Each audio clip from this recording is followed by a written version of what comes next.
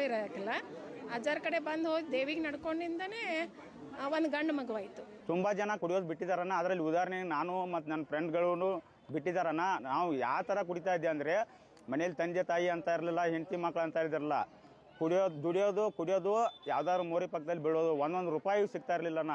ಇವತ್ತಿಗೆ ಇಷ್ಟೊಂದು ಕಾಸು ಸಂಪಾದನೆ ಮತ್ತು ಒಂದು ಜನರ ಸಂಪಾದನೆ ಮಾಡಿದ್ವಿ ಅಂದ್ರೆ ಈ ಅಮ್ಮನ ಆಶೀರ್ವಾದದಿಂದ. ಇಷ್ಟೊಂದು ಜನ ಎಲ್ಲರಿಗೆ ಅವ್ರವ್ರ ಇಚ್ಛೆ ಪ್ರಕಾರ ದೇವಿ ನೆರವೇರಿಸಿ ಕೊಟ್ಟಾಳ್ರಿ.